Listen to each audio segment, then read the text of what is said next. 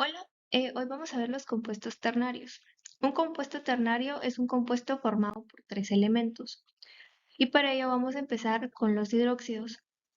Un hidróxido también lo conocemos como base y estos son el producto de la reacción de un óxido básico con el agua. Por ejemplo, acá tenemos el óxido de calcio más agua, nos va a producir hidróxido de calcio. Acá tenemos el óxido de sodio más agua, nos va a producir hidróxido de sodio. Este hidróxido de sodio también es conocido como sosa cáustica y sirve para limpiar tuberías. Vamos a tener el nombre genérico, que va a ser hidróxido, y en el nombre específico vamos a tener el nombre de la raíz del metal, seguido de ico u oso, según su estado de oxidación. Acá tenemos unos ejemplos. Acá vamos a tener el hidróxido de sodio, el hidróxido cuproso, el hidróxido cúprico y el hidróxido de bario. Entonces acá, si se dan cuenta, acá usamos terminación ico porque tiene el estado de oxidación más alto y aquí oso porque tiene el estado de oxidación más bajo. Y para nombrarlos en el sistema stock, lo único que vamos a poner acá es la numeración entre paréntesis según su estado de oxidación. Por ejemplo, acá tenemos 2, 2, aquí 2, también 2 y acá que tenemos 3, tenemos 3. Y este pues ya sabemos que tiene un 1, pero el 1 lo omitimos. Ahora veremos los ácidos. Para definirlos nos basamos en sus propiedades químicas. Estos son sustancias que en disolución acuosa producen hidróxido y que es más común utilizar el H+. Los ácidos se dividen en dos grupos. Tenemos los ácidos binarios, que son los hidrácidos, y los ácidos ternarios, que son los oxácidos. Acá tenemos un ejemplo de los binarios, que sería el ácido clorhídrico en disolución acuosa. Y también acá tenemos un ejemplo de los ácidos ternarios, que obtendremos el ácido sulfúrico. Entonces acá vamos a tener los oxácidos. Estos son el producto de la reacción de un anhídrido o un óxido ácido con el agua. Entonces acá vamos a tener un ejemplo. La nomenclatura a la de los anhídridos solo se le cambia el nombre genérico por ácido. Entonces acá tenemos un ejemplo del anhídrido sulfúrico más agua nos va a producir ácido sulfúrico. Aquí en este ejemplo tenemos el anhídrido perclórico más agua nos va a producir ácido perclórico. Acá les puede causar duda de que por qué de esta fórmula pasamos a esto. Entonces, si se dan cuenta, todos estos tienen mitad, entonces se le puede sacar la mitad. Se pone el subíndice 2 acá y se le saca la mitad y pues ya nos queda esta fórmula. También tenemos que recordar que un anhídrido puede presentar varios grados de hidratación. Para nombrarlos vamos a utilizar los prefijos meta, di o bi y orto. Entonces, por ejemplo, acá tenemos un ácido metafosfórico que se refiere a una molécula de hidratación que sería 1.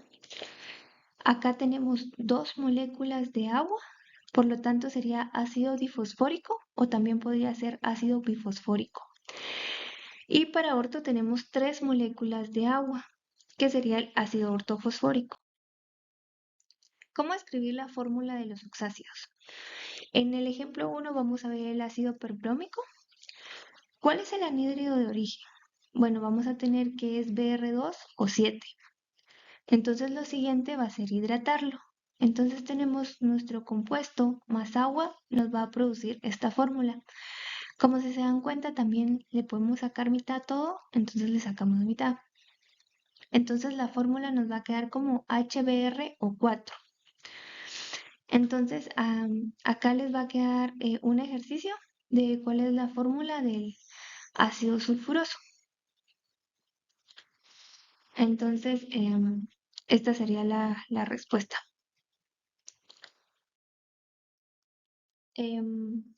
Ahora vamos a tener la parte de cómo escribir el nombre de un oxácido a partir de su fórmula.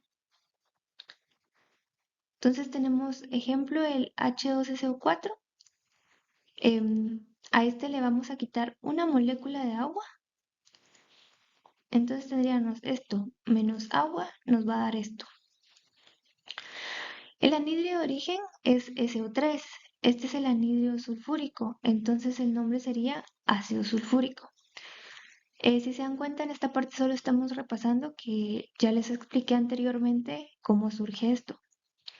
Entonces acá tenemos un ejercicio. Pueden ponerle pausa y luego inician otra vez el video para ver la respuesta. Ok, entonces acá tenemos que sería el ácido carbónico. Existen casos en que los subíndices de las moléculas deben multiplicarse por 2 antes de quitarle la molécula de agua. Por ejemplo, acá tenemos HNO3 por 2 nos va a dar esto. Menos una molécula de agua, vamos a obtener esto. El anhidrio de origen es N2 o 5, el cual es el anhidro nítrico. Entonces el nombre del ácido sería ácido nítrico. Hay métodos más sencillos que se realizan calculando el número de oxidación según el átomo central. Por ejemplo, acá ponemos sus estados de oxidación. Entonces el número de oxidación del N es más 5. Entonces nos vamos al cuadro para nombrar anhidro e identificamos su nombre. Este cuadro debe estar en su manual de nomenclatura. Entonces acá vamos a tener lo que es el ácido nítrico. También vamos a ver iones poliatómicos. Los ácidos pueden perder parcialmente o totalmente sus hidrógenos. Esto da origen a iones poliatómicos que generalmente se llaman oxianiones. Para nombrarlos se presentan dos casos. Tenemos el caso 1. Si el ácido que le dio origen termina en oso, el nombre del oxianión termina en ito. Y en el caso 2, si el ácido que le dio el origen termina en ico, el nombre del oxianión termina en ato. Entonces, un tip para esto puede ser que si es oso, imagínense algo chiquito, va a terminar en ito, y si es ico, va a terminar en algo grande, entonces es ato. Acá tenemos esta tabla, que es la que nos va a servir. Por ejemplo, acá vamos a tener lo que es el perclórico. Si le pasamos el nombre del oxianión y su sal sería perclorato. Si se dan cuenta, lo único que cambia es la terminación, que acá está en ico y aquí está en ato. Si es clórico, clorato. Hipobromoso, hipobromito. Si se dan cuenta, acá teníamos oso y su terminación acá sería ito. Permangánico, permanganato. Crómico, cromato. Dicrómico, dicromato. Sulfúrico, sulfato. Sulfuroso, sulfito. Nítrico, nitrato. Entonces acá es lo que les decía que si, si está en ico se pueden imaginar algo grande y va a terminar en ato. Y si está en oso se pueden imaginar algo pequeño y va a terminar en ito.